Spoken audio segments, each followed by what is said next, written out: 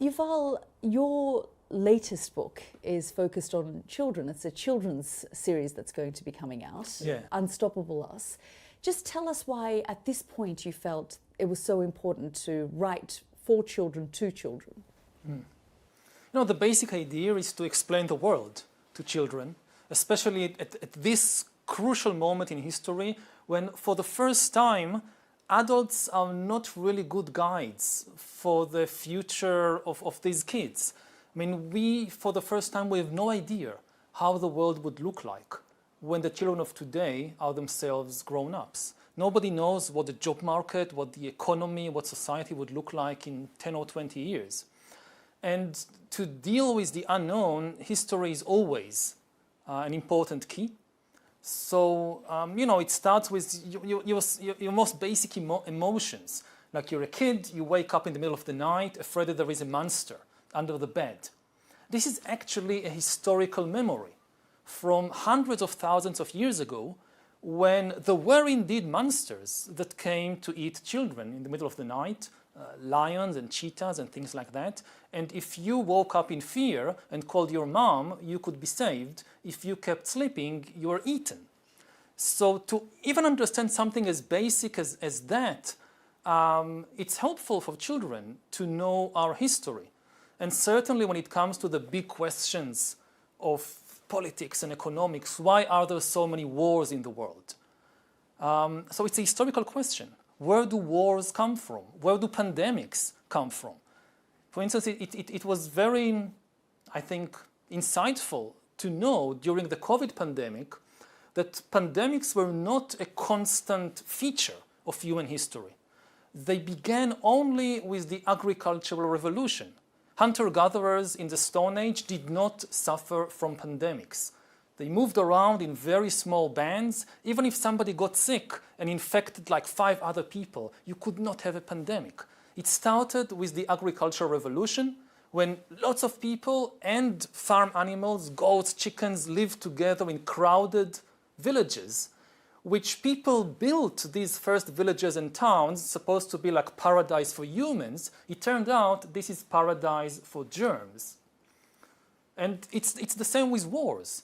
People sometimes think that war is like part of human nature. Actually, the first clear evidence in the archaeological record for warfare between people is only from about 13,000 years ago, 13,000 years ago from the Nile Valley. We have no archaeological evidence for warfare before that moment. Why do we keep doing it then? What warfare? Yeah, I mean, if it is a phenomenon, as you say, history is a long time. It's only, when you think about it as a historian, 13,000 years ago, for you, is not that long ago. It's not that long, no. and yet we, to this day, I mean, if you look at the state of the world, it continues to happen, and it is a tool that people use first before talking, first before dialogue or diplomacy. As a historian, I think the most important thing to realize, it's a human choice. Wars are never inevitable among humans. Some people think that humans fight for the same reason that wolves and chimpanzees fight, that we fight over food and territory, and this is just part of the objective nature of things. And this is almost never the case. Most wars in history are not really about food or territory. They are about the stories that we imagine in our own minds. And I look at the war between Israelis and Palestinians, for instance. There is, objectively speaking, there is enough land between the Mediterranean and the Jordan River to build houses and schools and hospitals for everyone. There is enough food to feed everybody. People don't really fight about food. They fight about the imaginary stories in their heads, and they can't find a common story. And, religion plays a very important part in it. Like you have the Holy Rock in Jerusalem under the dome of the rock, and both Jews and Muslims says God gave this Holy Rock to us. Palestinian philosopher Sari Nusseibeh wrote a few years ago that Jews and Muslims, armed with nuclear weapons, are about to wage one of the biggest massacres of human beings ever over a rock. This is not an objective necessity. You don't really have to fight over this rock. You fight over it because in your mind, it becomes something far more important than food or territory or even your life. And yet here we are today, generation after generation, fighting the same struggle, especially in the context of this conflict. That's the big question. Are we condemned to repeat the same tragedy over and over again with just different decor every time? Or do we have some choice about it? And as a historian, I believe in the possibility of change. History is change. Things do change. You look, for instance, at, for me, one of the best measures of the level of violence in the world is state budgets. Because budgets are very, down to earth, cold. It's not like poetry. It's where does the money go? For most of history, in most polities, kingdoms, empires, city-states, at least 50% of the state budget went to the military. If you look at the big wars of the 20th century, in the First World War, average military expenditure in the UK was 50% of the government budget. By the Second World War, it was 70% of the budget went to the military. In the early 21st century, the average expenditure on the military throughout the world, taking all countries together, went down to 7%, whereas healthcare was about 10%. It's amazing. We take it for granted, many people say in the UK, that the healthcare budget is bigger than the military budget. But this has been a remarkable achievement, proving the ability to change human behavior, and it's now in danger. We now see military budgets all over the world skyrocketing again. Well, is that about power and control? Because you want to be the most powerful state with the biggest military, with the biggest force. Yeah. Because even here, there's criticism around that. Mm-hmm. Why military budget is low? Yeah. Why isn't it being increased? We are being told that if we were to go to war with Russia, for example, in a decade or so, we would lose as a state because the military isn't being invested in. So you have two types of kind of magical circles happening. You can have a vicious circle that Russia increases its military budget and invades Ukraine. So European nations obviously feel obliged to increase their budget. Then more nations feel threatened. They also increase their budgets, and everybody increased their budgets until we return to a situation where everywhere around the world looks like Russia, which already before the war in Ukraine, Putin, in preparation for the invasion, Putin increased military spending in Russia to about 30% of the budget. And now this is happening in more and more countries because they are forced to. If you don't do it, you're exposed. And this leads to this kind of vicious circle, and we go back to the Middle Ages, basically. But there is an opposite trend which functioned in previous decades, that if some countries lower their military expenditure, their neighbors feel more secure. They also lower their military expenditure. They can spend more on healthcare and education. The citizens of these countries, they get used to this situation. When the money is spent on nurses and schools, not on tanks, and life improves, they like it, and more people want to live like that. So you have these two possibilities of magical circles, and we have to get trapped in the positive circle. At present, we are being sucked into the negative circle. So we have a situation, if we look at the situation in the Middle East, where October 7, a horrific event that took place, 1,200 people were left dead, and it shocked Israel. Yeah. It shocked Israel on so many levels.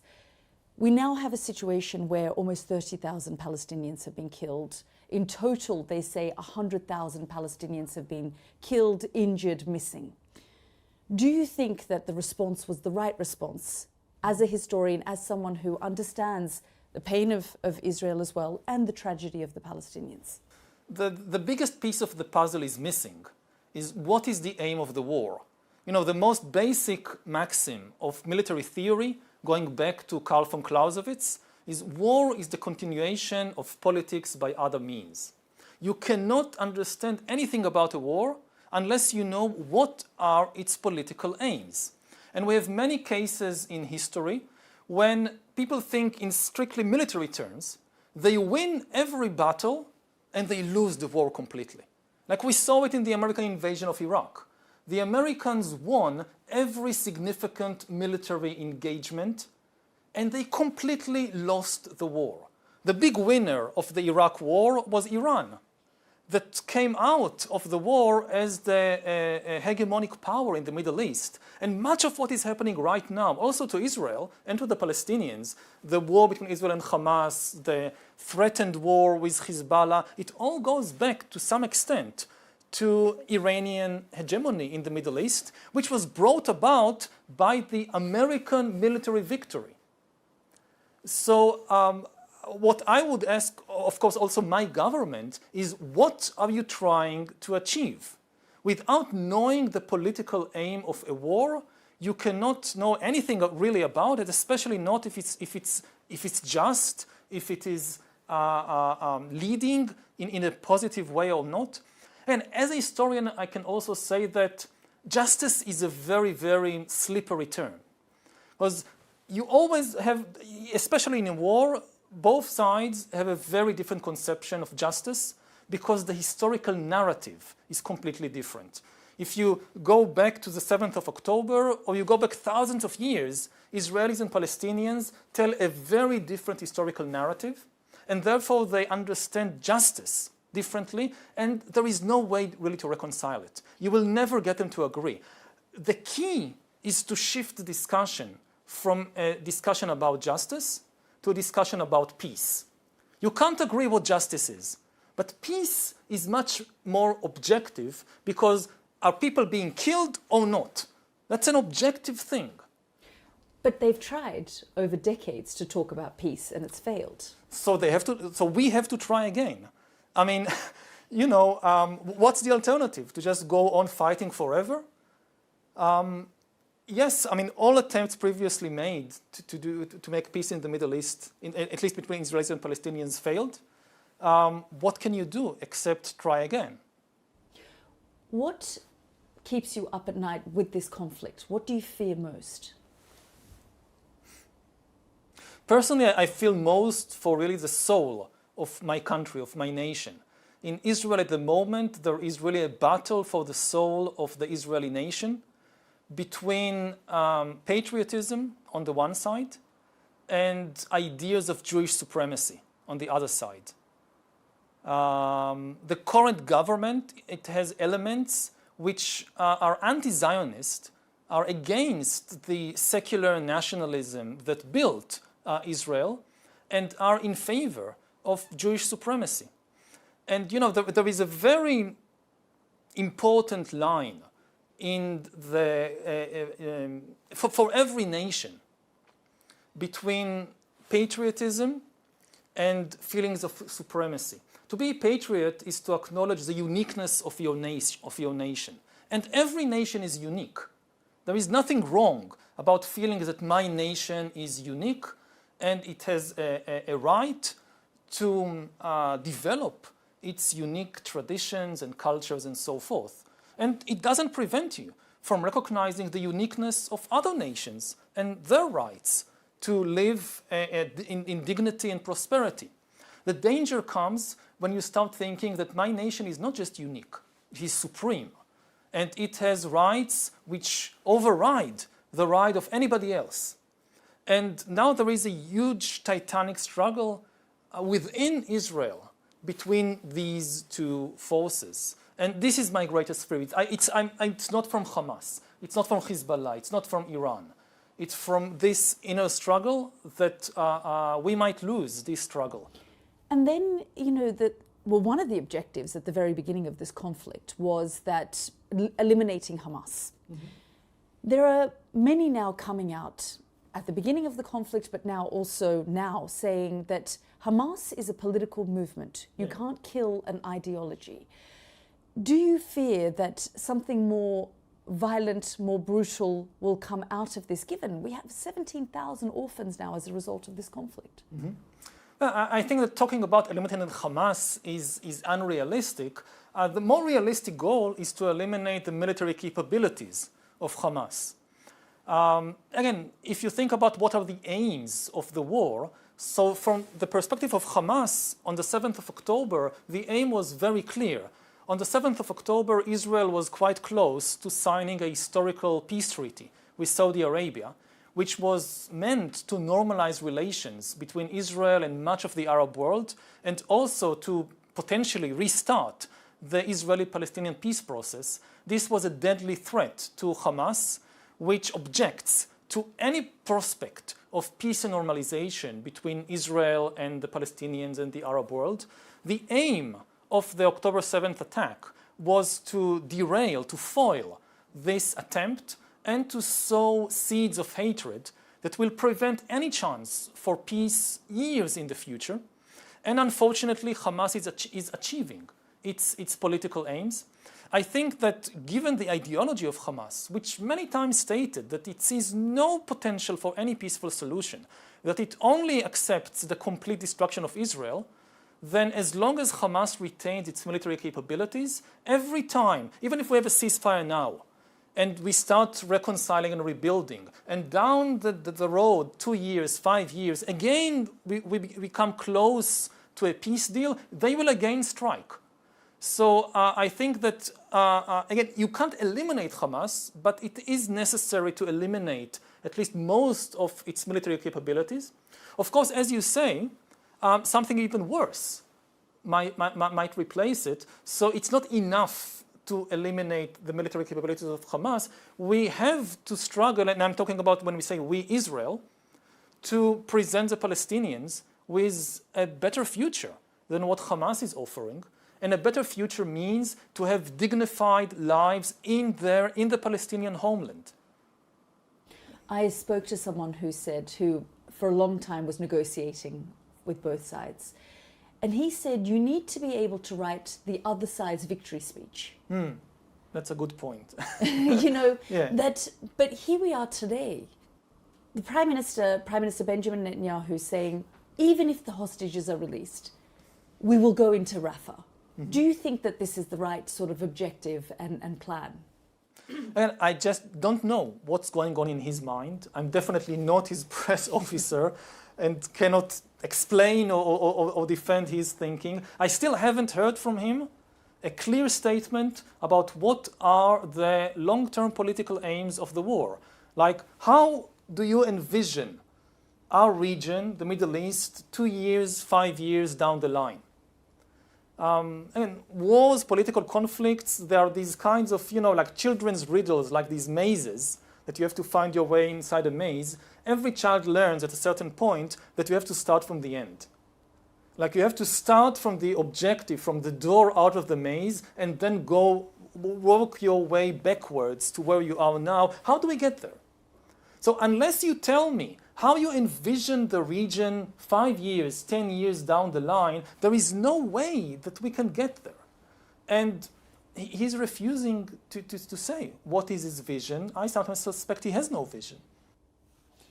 At the beginning of this conversation, you talked about your children's book, and you said for the first time in your knowledge and understanding of history, people don't know what the future looks like. There is uncertainty.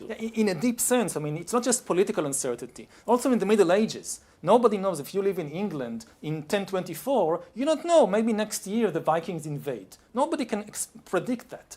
But you do know a lot of things that are not going to change in the next 10 or 50 or 100 years, like the basic economic structure and the skills you need to teach your kids.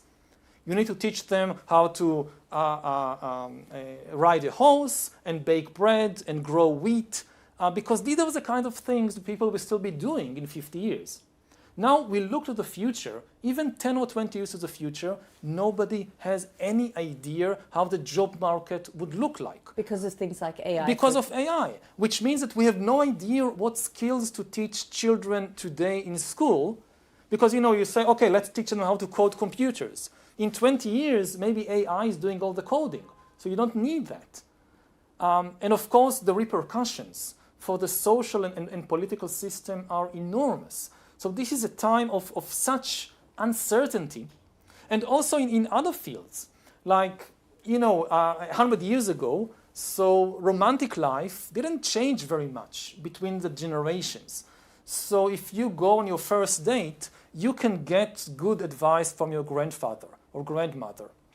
But today, just to understand the setting of the romantic relationships online, it's so different from what it was 20 or not to say 50 years ago. But it's becoming more and more difficult for adults to understand the world that the kids have to struggle with every day, which again deprives the kids of something which was always there, the good advice of the adults. So then what advice would you give the future generations? The most important skills has to do with emotional intelligence. That the only thing we know about the future is that it will be very different from the present, and it will change at a very, very rapid pace. So people will need a very strong psychological resilience to keep changing and keep learning throughout their lives. We are used traditionally to a situation when, as a child or a teenager, you learn a lot, you change, you invent yourself basically, and then as life proceeds, you can kind of calm down. I mean, you always learn new things, but you mostly rely on the skills, the worldview, the personality that you acquired in your younger years. This is not a good plan for the 21st century. The pace of change will be so rapid that even when you're 40, 50, 60, if you want to stay relevant, you will have to reinvent yourself in radical ways, to relearn things again and again. And this will create tremendous psychological stress, because change is always stressful. And we need to prepare for it, not just as individuals, but also as societies. That I think governments need to think very carefully about investing a lot more resources in building for infrastructure, for mental health, because otherwise I don't know if people are really built to deal with such a level of stress throughout their lives. Yuval Noah Harari, thank you so much for your time. Thank you.